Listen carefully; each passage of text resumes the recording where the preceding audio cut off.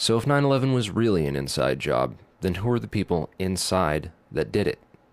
Well, we can start by looking at some of the people inside the buildings that were targeted and destroyed on 9/11. In the impact zone of the North Tower was a company called Marsh & McLennan, which at the time was the world's largest insurance brokerage company. One of Marsh's executives was a guy named L. Paul Bremer, who was also the chairman of the Congressional National Commission on Terrorism from 1999 to 2000, and the U.S. Ambassador at Large for Counterterrorism from 1986 to 1989.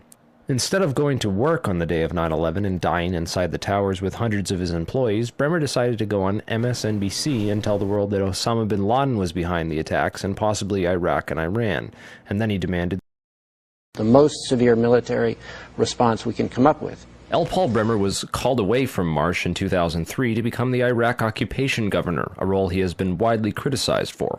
So Bremer not only worked inside the buildings, but had offices directly in the impact zone of the South Tower where Flight 175 would hit. He missed work on 9/11 to give us the official story on national television, and went on to be the Iraq occupation governor. You really can't get more connected to 9/11 than that. Oh wait, you can, sorry. I forgot to mention that Bremer was also the former manager for Kissinger Associates. He was a member of the board for Akzo Nobel, the parent of International Paint Company, which produced a fireproofing application for skyscrapers called Interchar. Bremer was also on the International Advisory Board for the Japanese mining and machinery company Komatsu, which at the time had been involved in a joint venture agreement with Dresser Industries, the oil services intelligence front where Prescott Bush Sr. and George H.W. Bush got their start with Neil Malin. Anyway, the Komatsu Dresser mining division operated from 1988 to 1997, and in July 1996 it patented a nanothermite demolition device that could, quote, demolish a concrete structure at high efficiency while preventing a secondary problem due to noise, flying chips and dust, and the like. As many of you know, residues of thermite, a highly energetic chemical mixture, have been confirmed in samples of World Trade Center dust, and the use of thermite at the World Trade Center was also revealed by environmental data. See the description for more links and sources. But wait a minute. It would have taken tons of this stuff. How could they get it inside the buildings and put it into place without anyone finding out? This would have taken hundreds of people. Someone would have talked by now. It just doesn't make any sense. Well, who ran security for these buildings? Marvin Bush's company Securacom Stratesec did, up until 1998, when that role was handed off to Kroll Associates. Yet Stratesec still retained security contracts that didn't expire until the day of 9/11. Both these companies have a suspicious cast of characters working for them. Bush's cousin, Wirt Dexter Walker III, was the CEO of Stratesec with a long history as a manager for CIA front companies, such as Glor Forgan. The corporate operating officer of Stratesec was a guy named Barry McDaniel, who came from BDM International, where he was a vice president of material distribution and management systems. He also had a history of involvement with black projects. Securacom Stratesec also ran security at Dulles International Airport, where Flight 77 into the Pentagon was hijacked out of, and also had contracts with United Airlines. They also ran security at Los Alamos National Laboratories during the time period that nanothermite was first being developed there. Then there's Kroll Associates, also known as the CIA of Wall Street. Kroll's managing director was a guy named Jerome Hauer, who, like L. Paul Bremer, survived the 9/11 attacks by going on national television to give us the first accounts of the official story. Before anyone knew it was happening, these guys apparently had it all figured out. In addition to being managing director for Kroll, Jerome Hauer was the national security advisor with the National Institute of Health, which managed the government response to the anthrax attacks shortly after 9/11. On the day of 9/11, Hauer advised the White House to start taking Cipro, an antibiotic effective against anthrax, and then strangely a week later, 2 senators and several people in the media who had been calling for an investigation into the 9/11 attacks were mailed anthrax and told to shut up, apparently by members of Al-Qaeda, who later turned out to be a bioweapons researcher at U.S. AMRID in Fort Detrick, Maryland, named Stephen Hatfill, who had worked with Jerome Hauer for a company called SAIC. Scientific Applications International Corporation, a defense contractor with expertise in thermite-related technologies, played a large part in the NIST World Trade Center investigation. A few other names and companies inside the Twin Towers also worthy of further investigation include Craig Stapleton, who is married to Bush's cousin Dorothy Walker Bush. Stapleton was the president of Marsh Real Estate Advisors from 1982 to 2001. He was a member of the board of directors for Cendant, that was charged with massive accounting fraud in 1998, and went on to join Winston Partners, a privately owned investment firm founded in 1993 and led by George W. Bush's brother Marvin. Other very powerful and well-connected people worked in senior management at Marsh. These included Stephen Friedman, a senior principal at Marsh Capital and former partner at Goldman Sachs, who later became George W. Bush's top economic advisor. Friedman was also a member of the Brookings Institution, the Bilderberg Group, the Foreign Intelligence Advisory Board, and the board at In-Q-Tel, the investment firm founded by the CIA in 1998. In-Q-Tel invests in state-of-the-art technologies related to defense and intelligence work, including nano and chemical technologies, according to its website. In another interesting coincidence, Friedman belonged through Cornell University to a secret society called Quill and Dagger, the membership of which includes Paul Wolfowitz, Sandy Berger, and Stephen Hadley. Wolfowitz, the neocon Deputy Secretary of Defense in the Bush administration, was the author in 1992 of the Wolfowitz Doctrine of preemptive warfare. He also made comments about a surprise-like Pearl Harbor months before 9/11 and met with Pakistani ISI General Mahmoud Ahmed in the week before 9/11. Berger, the national security advisor to President Clinton, was later caught stealing documents from the 9/11 Commission investigation. Berger was also the boss of White House counterterrorism czar Richard Clarke, and together with Hadley, who was Condoleezza Rice's deputy, was responsible for delaying or obstructing Clarke's plans to stop al-Qaeda in January of 2001. Jeffrey Greenberg resigned from Marsh & McLennan after being accused of serious financial crimes. The first plane of 9/11 flew directly into his company's secure computer room in the North Tower. Jeffrey Greenberg is a member of the Brookings Institution and the Trilateral Commission. Jeffrey Greenberg rose quickly through management at Marsh, having come there directly from AIG in 1995, and then becoming CEO just 4 years later. At Brookings, Greenberg hobnobbed with Lee Hamilton, co-chair of the 9/11 Commission. There's also Jim Pierce, another Bush cousin, who was managing director of Aon Corporation, who, according to the NIST report, modified unknown sections of Floor 83 in the South Tower in 1997. Jim Pierce had arranged a meeting on the 105th floor of the South Tower for that morning. Pierce survived that day, despite the fact that 12 people came to the meeting in the South Tower and 11 of them died. The location of the meeting had been changed the night before to the Millennium Hotel, where Pierce watched the South Tower as it was hit by the aircraft. Apparently, the meeting attendees were not all notified of the change in location.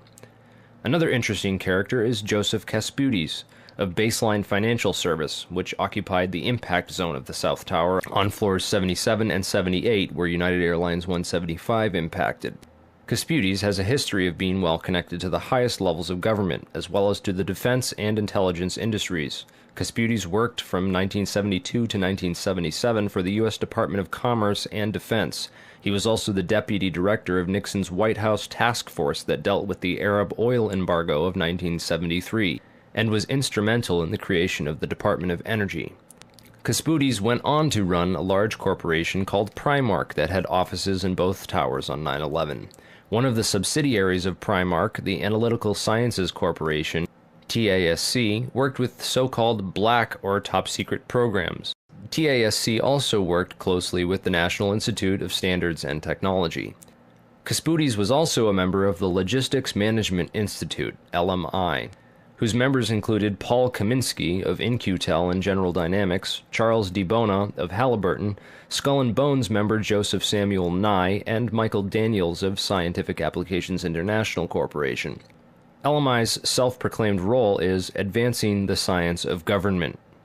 Kasputis' connections to the DOE from 1977 through at least 1997 are interesting, considering that the DOE was developing thermite ignition devices as early as 1983. Joseph Kasputis went on to become the CEO of Baseline Financial Services, which was directly in the impact zone on the 78th floor of the South Tower. According to NIST, Kasputis' Baseline Financial modified the southeast corner of Floor 78 in 1999, exactly where the aircraft hit on 9/11. Floors 77 and 78 were upgraded for fireproofing in June and April of 1998, respectively. Another company of interest on Floor 91, just above the impact zone for the South Tower, was Washington Group International. This company was known primarily as a construction and mining firm, and it had just acquired Raytheon Engineers in July of 2000. In 1996, Washington took over Morrison Knudsen, an engineering and construction firm that had a history of working on large-scale projects around the world, including in China, Iran, Afghanistan, and Saudi Arabia. The Army Corps of Engineers hired Morrison Knudsen to demolish over 200 buildings in 1995. One of the DOE facilities for which Washington was responsible well before 9/11 was the Savannah River site near Aiken, South Carolina. In February of 1997, Lawrence Livermore National Labs and the Savannah River site signed an agreement of cooperation to share technology. Savannah went on to add developing sol gel technology for fuels and other applications to its portfolio. Sol gel technology is utilized by Lawrence Livermore National Laboratories for making nanothermites. In another coincidence, Savannah River Technology staff participated in the search and rescue operations at Ground Zero by providing unique tools. Just before 9/11, Washington was going through a tough time financially and sought Chapter 11 bankruptcy protection. Securities and Exchange Commission documents show that Washington made court-ordered pre-petition payments as part of these proceedings to a number of companies, including Komatsu. Washington also made payments to Greenhorn and Omara, whose employee, Teresa McAllister, was a lead author of the FEMA and NIST reports on the World Trade Center disaster, and to Sumitomo Bank, which was closely allied with Komatsu. Building 7 was a 47-story federal office building in the World Trade Center site, which collapsed at 5:20 p.m. on the afternoon of 9/11. This building was home to the CIA, in fact, the largest CIA headquarters outside of Langley, Virginia. It also housed offices for the Secret Service and the Securities and Exchange Commission. One of the most interesting tenants, however, was then Mayor Giuliani's Office of Emergency Management and its Emergency Command Center on the 23rd floor. This floor received $15 million worth of renovations, including independent and secure air and water supplies, and bullet and bomb-resistant windows designed to withstand 200-mile-per-hour winds. Mayor Giuliani was a former U.S. prosecutor for the South District of New York from 1983 to 1989, who was in charge of investigating the terrorist financing Bank of Credit and Commerce International. After he left his job as a prosecutor to start a political career, he worked for a law firm called White & Case that actually represented BCCI. So he went from prosecuting the BCCI to working for a law firm which defended the BCCI. This was likely his foot in the door of this underground corporate criminal network. Giuliani would later help to destroy all the crime scene evidence from Ground Zero. Giuliani's sidekick on 9/11 was Police Commissioner Bernard Kerik, who appeared to be coaching some of Rudy's actions that day, keeping him away from the media and even answering questions for him about explosives in the buildings. In fact, Bernard Kerik gave us the first official government pronouncement that no explosives were involved in the destruction of the World Trade Center buildings. Kerik's department was also the same one that found that pristine, completely undamaged hijacker's passport, which survived a plane impact and fireball, which destroyed 2 titanium black boxes and 3 towers. Yeah, Kerik would later receive a nomination from President Bush to become Director of Homeland Security, which he declined for personal and political reasons, and instead took a job training the Iraqi police force in Iraq alongside L. Paul Bremer. Both men are credited for turning Iraq into the unwinnable quagmire it is today. In February of 2010, Kerik was sentenced to 4 years in federal prison for conspiracy and fraud charges, unrelated to the crimes of 9/11, unfortunately, but it still goes to show you what kind of person he is. Definitely the kind of person you'd want inside the New York City police force during a staged event like 9/11. And lastly, we have the Pentagon. It's certainly peculiar, to say the least, that al-Qaeda terrorists hell-bent on destroying the USA would not crash their plane into the north wing of the Pentagon, where all the most important offices were, like Donald Rumsfeld, John Ashcroft, etc., and that they would instead choose to target the one section of the Pentagon that had most recently been refurbished to withstand missile impacts. It's also interesting to note that the company which completed the $258 million refurbishment to Wedge 1 of the Pentagon was also hired as a contractor to clean up Ground Zero in New York City. Wedge 1 also coincidentally housed the Pentagon's Budget Analyst Office, where DoD staffers were working on the mystery of the $2.3 trillion that was reported missing by Defense Secretary Donald Rumsfeld in a press conference the day before 9/11. The Pentagon's comptroller in charge of that money at the time was an interesting fellow named Dov Zakheim, a member of the Council on Foreign Relations, the International Institute for Strategic Studies, and a contributor to the neocon think tank Project for the New American Century. Zakheim helped write the PNAC document Rebuilding America's Defenses, in which he is credited for the line which states, Further, the process of transformation, even if it brings revolutionary change, is likely to be a long one, absent some catastrophic and catalyzing event, like a new Pearl Harbor. Several members of the Bush administration, including President Bush himself, would later refer to 9/11 as a new Pearl Harbor. If anything, the individuals and organizations outlined in this video are at least as suspicious as the 19 hijackers themselves. They have nothing on us. I don't shoot. Book 'em, Dano.